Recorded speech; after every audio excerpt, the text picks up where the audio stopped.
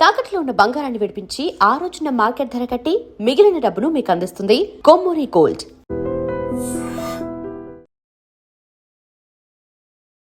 మేడారం మహాజాతర ప్రారంభమైంది. ప్రస్తుతం మేడారం మనం మేడారం మహాజాతరకి ఎంతమంది వస్తారు, అసలు జాతరకున్న చరిత్ర ఏంటి అనే విషయాన్ని మనతో మాట్లాడడానికి ప్రధాన పూజారిగా జగ్గారావు గారు ఉన్నారు. అని అడిగి అసలు ఈ చరిత్ర ఎప్పటి నుంచి ప్రారంభమైంది, దీనికి విశేషం ఏమైనా ఉంది, ఇది కేవలం తెలంగాణ రాష్ట్రం కూడా దేశం నలుమూల నుంచి కోట్లాది మంది భక్తులు రావడానికి ప్రధాన కారణం ఏంటి విషయాన్ని సార్ చెప్తారా? నమస్తే.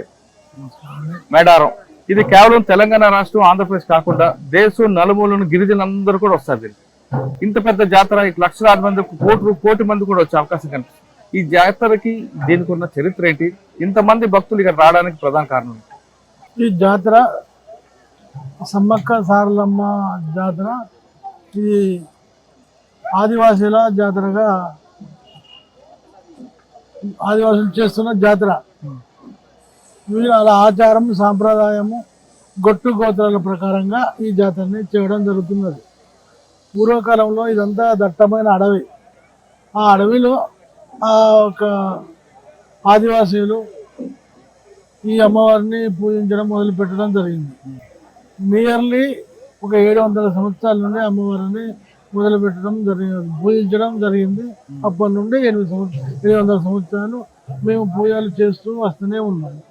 ఈ చేసే క్రమంలో ఇక్కడ దట్టమైన అడవులలో కొన్ని వనమూలికలు కూడా లభ్యమయ్యేది. వాటినే ఎక్కువ నమ్ముకొని ఇక్కడ అమ్మవారి దగ్గర దొరికిన బండారి అంటే పసుపు కుంకుమ అన్నట్టు, బండారి అంటే ఇవి లభ్యం కావడం వల్ల అక్కడ ఉన్న అమ్మవారి పసుపు కుంకుమ, బెల్లము, బంగారం అవి తీసుకుపోవడం వల్ల భక్తులకు చాలా అతిప్రమైన భక్తి. అట్లా ఒకరి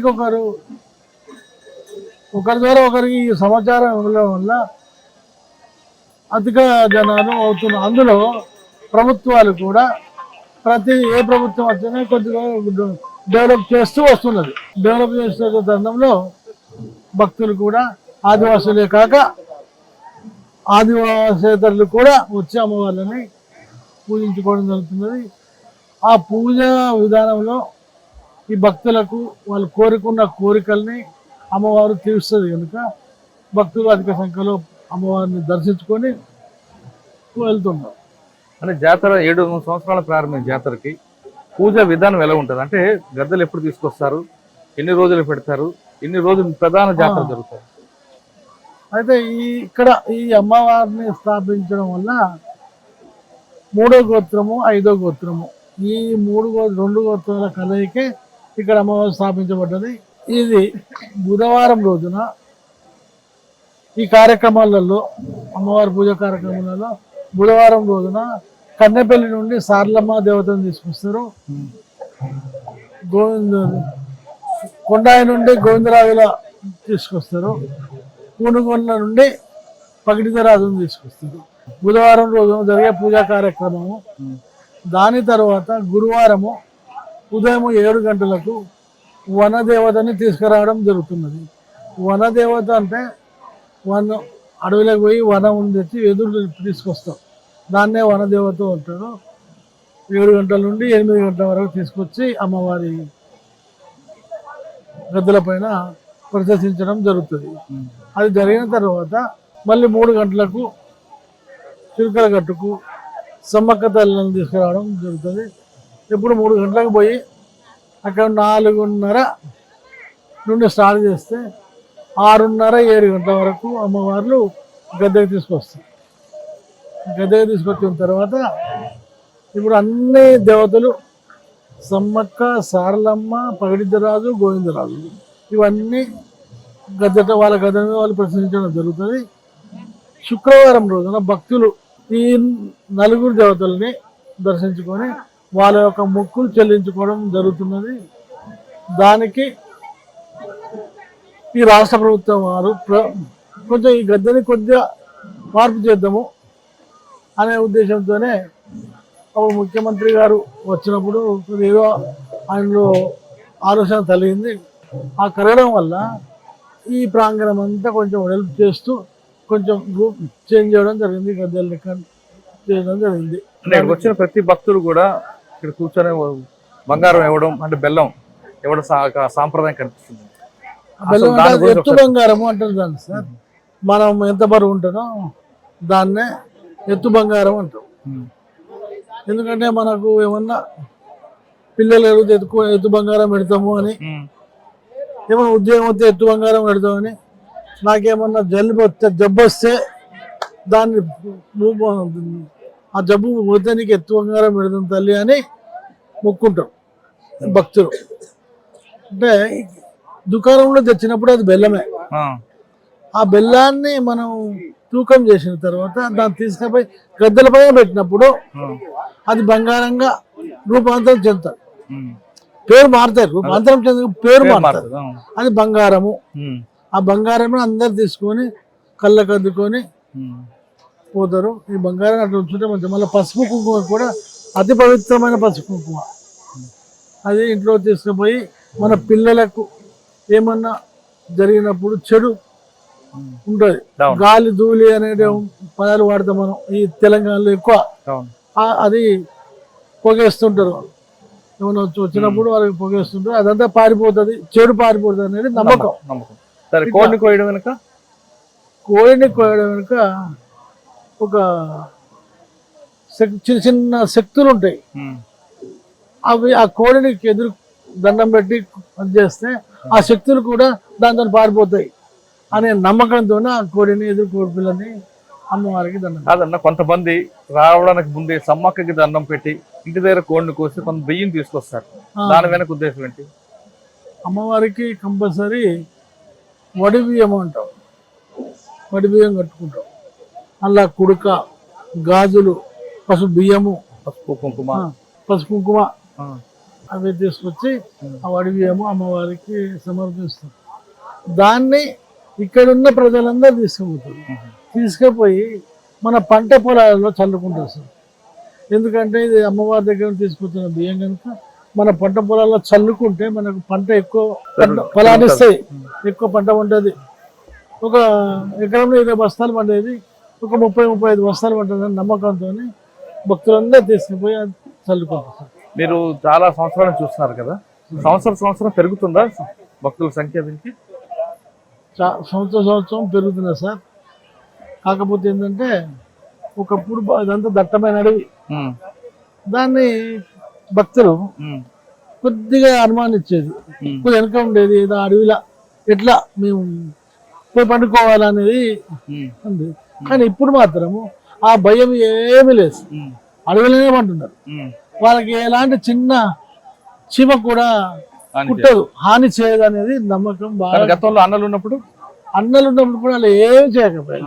మీ పని మీరు చేసుకోండి, మా పని మేము చేసుకుంటాము అనే ఆలోచన మీద వాళ్ళు ఉండేది. ఎవరిని కూడా ఇంత అది కాకపోయారు. కొంత అప్పుడు జంతువులు కూడా విపరీతం తిరిగేవి కదా, జంతువులు విపరీతం తిరిగేది. ఎక్కువ పులులు, చిరుత పులులు, ఏగోళాలు ఇవి తిరుగుతుండే సార్. అవి ఆ జంతువులు కూడా ఎవరిని కూడా ఇంత హాని చేసినట్టు కాలేదు. లోపలికి వచ్చిన తర్వాత భక్తులు ముందు ఇక్కడి నుంచి వెళ్ళాలి కదా సమ్మక్క దగ్గర నుంచి, ఒకసారి అమ్మ గురించి చెప్పండి.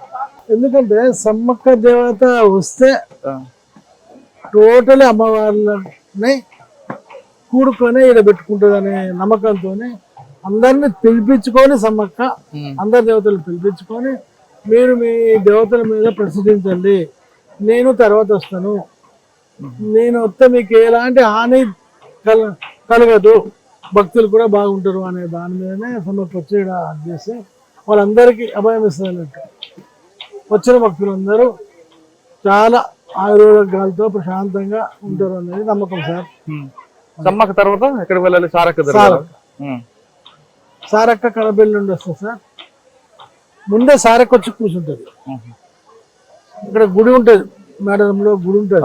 సార్లమ్మ గుడికి వచ్చి సమ్మక్క అనుమతి తీసుకొని వచ్చి ఉంటుంది. తర్వాత పగిడిద్దరాజు కూడా అంతే, గుడికి వెళ్ళి అమ్మవారి అనుమతి తీసుకొని ఇక్కడికి వచ్చుకుంటారు. మళ్ళీ గోవిందరాజు సేమ్ అమ్మవారి అనుమతి తీసుకొని ఇక్కడికి వస్తుంది. తర్వాత అప్పుడు సమ్మక్కని తీసుకొచ్చి ఇక్కడ ప్రతిష్ఠిస్తారు. ఎన్ని రోజులు జాతర ఉంటుంది? మొత్తం 4 రోజుల జాతర. 4 రోజులు. అప్పుడు భక్తులు ఎంతమంది ఉంటారు? భక్తులు 1,25,00,000 30 లక్షల దాకా వస్తుంటారు సార్. ఈసారి కొంచెం పెరగాలి అనే, అంటే అప్పటికి ఇప్పటికి బాగా పెరిగింది కాబట్టి స్థలం కూడా పెరిగింది కదా, భక్తుల సంఖ్య పెరిగే అవకాశం కనిపిస్తుందా? పెరిగే అవకాశం కనిపిస్తుంది సార్. ఒక 50 లక్షల దాకా 1,50,00,000 దాకా పెరుగుతుందని మా అంచనా సార్. అది ఛత్తీస్గఢ్ నుండి ఎక్కువ జనాలు వస్తుంది. ఇప్పుడు మేడారం జాతర గురించి ప్రధాన జగ్గర గారు చెప్పిన తర్వాత వెంకన్న ఉన్నారు. ప్రస్తుతం వెంకన్న గారు ఉన్నారు. వెంకన్న గారు అడిగి మరిన్ని విషయాలు తెలుసుకుందాం. జాతర, మేడారం జాతర అనగానే తెలంగాణ రాష్ట్రమే కాకుండా చుట్టుపక్కల రాష్ట్రాలు, దేశంలో ఉన్న గిరిజనులందరూ కూడా చాలా సంతోషం వ్యక్తం చేస్తారు. ఎప్పుడు 2 సంవత్సరాలకు జాతర వస్తుందా అని ఆనందంతో ఉంటారు. అలాంటి జాతర వచ్చింది. ఈ జాతరకు విశేషాలు జగ్గర గారు చెప్పింది కాకుండా కొత్త విషయాలు ఇంకా ఇప్పుడు అంటే పాత తరం కాకుండా వచ్చే తరం వాళ్ళు కూడా జాతర గురించి తెలుసుకోవాలంటే మీరేం చెప్తారు? ముఖ్యంగా మహాజాతర సార్. ఇప్పుడు శ్రీ సమ్మక్క సారలమ్మ మహాజాతర అంటే ఆదివాసుల యొక్క కట్టుబొట్టు ఆచారాల ప్రకారంగా ఉన్నటువంటి జాతర. ఈ జాతరకి 4 మూలల నుంచి వేల సంఖ్యలో, కోట్ల సంఖ్యలో జనాలు వస్తుంటారు. ఛత్తీస్గఢ్ కానీ, మహారాష్ట్ర కానీ, ఒరిస్సా కానీ, నానా రకాల దేశాల నుంచి కూడా, మన ఉండిలల్లో కూడా విదేశీ కైన్స్ కూడా, డాలర్స్ కూడా పడుతుంటాయి. అట్లా భక్తులు అధిక సంఖ్యలో వస్తుంటారు. ఎందుకంటే ఆదిశక్తులు, కనపడని శక్తులు. అవి ఏంటిదంటే మనకు ఉన్నటువంటి అడవిలో వృక్షాలు, జంతువుల నడుమ, పులుల నడుమ, గుడ్డేలుగులు, కోండాసులు ఇట్లాంటి పెద్ద పెద్ద జంతువుల నడుమ జీవనం గడిపినటువంటి శక్తులు. అది ఆ యొక్క దేవతల పండుగ అంటే అది ఓన్లీ మనకు ఉన్నటువంటి గద్దె మీద ప్రతిష్ఠించినటువంటి ఏ స్తంభం అయితే ఉన్నదో ఆ స్తంభము ఆ యొక్క దేవతలకు ప్రతిష్ఠించి, అంటే వాటి దగ్గర ఉంటే మనకు ఎలాంటి దోషాలు కూడా ఎలాంటివి కూడా రావు అనే దాని మీదనే ఆ యొక్క చెట్టు మూలికగా వేయించుకున్నటువంటి స్తంభాలు. అక్కడికి నా భక్తులు వస్తే వాళ్ళు నా గద్దెని టచ్ చేస్తే వాళ్ళకు కూడా ఏదైనా పీడ దోషాలు ఏదైనా ఉంటే అవి కూడా తొలగిపోతాయి, వాళ్ళు కోరుకున్న కోరికలు నెరవేరుస్తాయి. అదేవిధంగా బండారి అంటే పసుపు కుంకుమ కలుస్తేనే బండారి అవుతుంది. ఆ బండారిగానే సమ్మక్క తల్లి దగ్గర కానీ, సారలమ్మ తల్లి దగ్గర కానీ, గోవిందరాజు దగ్గర కానీ, పడిగిద్దరాజు దగ్గర కానీ అవి పెట్టుకుంటే వాళ్ళకున్న ఏవైనా తొలగిపోతాయి, వాళ్ళ కోరికలు నెరవేరుస్తాయి. కాబట్టి ఆ పసుపు బండారే ఇవాళ ఉదాహరణకు చూసుకుంటే ప్రతి ఇంటిలో ఉదయాన్నే లేవంగానే మనం ఎట్లా పూజలు చేసుకుంటప్పుడు కానీ పసుపు బండారే వాడతాము, నుందుట కుంకుమ పెట్టుకుంటాము, పూజలు చేసినప్పుడు కడపలకు కానీ ఇట్లా ముగ్గేసినప్పుడు కానీ బండారే ఉంటుంది. కాబట్టి ముత్తైదేవుగా ఆ తల్లుల యొక్క కోరికలు ప్రతి ఇంట్లో ఉండే విధంగా తల్లులు కోరుతాయి. కాబట్టి అందుకని అధిక సంఖ్యలో భక్తులు వస్తూ ఉంటారు, తల్లులను దర్శించుకుంటారు. ఇంకా ఈ సమయానికి చూస్తే ఇప్పుడు మెరుగైనటువంటి ప్రభుత్వం ఈరోజు మంచి ఆలోచన మేరకు ఆదివాసుల యొక్క అస్తిత్వం ఆ యొక్క రాతి బండల పైన వేసి ముద్రించి 7,000 బొమ్మలను, శిల్పాలను చెక్కి ఇక్కడికి వచ్చే భక్తులకు దర్శనం ఇచ్చే విధంగా నిర్మించడం జరుగుతుంది. ఒక 20 ఫీట్లు అటొక్క 20 ఫీట్లు అంతా వెడల్పు చేసి భక్తులకు 10,000 మంది ఒకసారి దర్శనం చేసే విధంగా. గతంలో 4 గద్దెలు పక్కకు ఉండే దర్శనం ఇచ్చేటప్పుడు లాస్ట్కి పోయి మళ్ళీ ఫస్ట్కి వచ్చే విధంగా భక్తులు చాలా ఇబ్బంది పడేవాళ్ళు. ఆ క్రమంలో మా పూజారుల యొక్క సలహాలు, మా యొక్క పెద్దల సలహాలు తీసుకొని ఈరోజు ప్రభుత్వం ముందడుగు వేసి 4 గద్దెలు సమానంగా చేసి వాటికి దర్శనం ప్రతి ఒక్కరు టచ్ అయ్యేదాకా, మంచిగా దర్శనం ఇచ్చేదాకా తల్లులు తండ్రులు లైన్లో ఉన్నారు. కాబట్టి అందరికీ మంచి మెరుగైన సదుపాయం కల్పిస్తున్నారు. అన్ని రకాలుగా భక్తులకు అక్కడ వాటర్ స్పెషాలిటీ కానీ, రోడ్లు కానీ, భక్తులకు ఇళ్ళకు లోన కష్టానికి ఒక 10,000 మంది ఒకసారి వెళ్ళిపోయేటట్టుగా. ఎందుకంటే మా అంచనా పోయినసారి 1,20,00,000 మా జగ్గారావు అధ్యక్షుడు పూజారి గారు చెప్పినట్టుగా ఈసారి 2 కోట్ల పైసలకు వచ్చేటానికి అవకాశం ఉంది. ఎందుకంటే ఈ యొక్క దీని ఏమంటారు సార్, ఇప్పుడు చేసిన ఈ మాస్టర్ ప్లాన్ యొక్క ప్రకారం అది ముందే వెళ్ళిపోయింది, ప్రచారం అయిపోయింది, బాగా ప్రచారం అయిపోయింది. కాబట్టి ఇంకెంత మంచిగా ఉన్నాయో దగ్గరికి పోయి చూడాలి, అమ్మల్ని దర్శనం చేసుకున్నప్పుడు కానుకలు వాళ్ళకు సమర్పించాలి, మా బాధలు చెప్పుకోవాలనే మీద చాలా మంది భక్తులు ముందొస్తూ మొన్న కూడా ఆదివారం రోజు ఒక 3-4 వేల మంది వచ్చిపోవటం జరిగింది. ఇంకా ఇప్పుడు పెరుగుతూనే ఉంది కానీ తగ్గటం లేదు.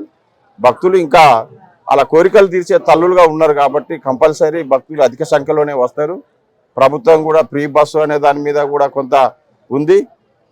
అన్ని పకడ్బందీ బస్ స్టాండ్లు కానీ, క్యూ లైన్లు కానీ, వాటర్ స్పెషాలిటీ కానీ, రోడ్లు కానీ అన్ని విస్తారంగా వెడల్పోయినాయి.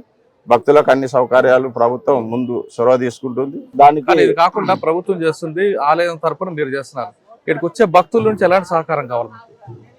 ఇక భక్తుల కంటే మేము కోరుకునేది ఒకటే, వాళ్ళు ఏ విధంగానైతే నానా కష్టాలు పడి ఎక్కడి నుంచో అమ్మవారిని దర్శించుకోవడానికి వస్తున్నారు కాబట్టి ఇక్కడ ఉన్న పోలీస్ డిపార్ట్మెంట్ శాఖ కానీ వాళ్ళకు మంచిగా స్పెషాలిటీ కల్పించి వాళ్ళకు దర్శనం భాగ్యం కలిగేదా చూడాలని చెప్పి మేము అనుకుంటున్నాం. మహాజాతరకు వచ్చే భక్తులందరూ కూడా ప్రభుత్వానికి సహకరించాలి. ఇక్కడ ఉన్న పోలీస్ డిపార్ట్మెంటే కాకుండా మిగతా డిపార్ట్మెంట్ సహకరిస్తే ఖచ్చితంగా వచ్చిన వాళ్ళందరూ కూడా గద్దెదరకు వెళ్ళొచ్చు, వాళ్ళు తాకొచ్చు, మీరు అనుకున్న కోరికలు నెరవేర్చాయంటూ వెంకన్న చెప్తున్నారు. ఇది మేడారం మహాజాతర నుంచి ఎక్స్క్లూజివ్. వచ్చే వారం మరో విషయంలో మళ్ళీ కలుద్దాం. అంతవరకు నమస్తే, థ్యాంక్ యూ. నిజంగా ప్రస్తుతం ఉన్నటువంటి సమాజం దేనికి ప్రయారిటీ ఇస్తుంది? ఆర్థిక సంబంధాల చుట్టూ మాత్రమే తిరుగుతోంది. మళ్ళీ ఎన్నికలంగానే చాలా విరక్తి కలుగుతాను. మంచి అనిపిస్తుంది కదా, లేడీస్ కూడా ఛాలెంజింగ్ జాబ్స్ చేసినప్పుడు చాలా బాగుంటది. ట్రాఫిక్ అసిస్టెంట్స్ గా నియమించిన ట్రాన్స్జెండర్స్ అందరితో సాల్యూట్ చేయించుకుంటున్నారు. ఫుడ్ డెలివరీ ఇవ్వటానికి వెళ్ళినటువంటి డెలివరీ బాయ్ అనిల్ పై కళ్ళ ముందు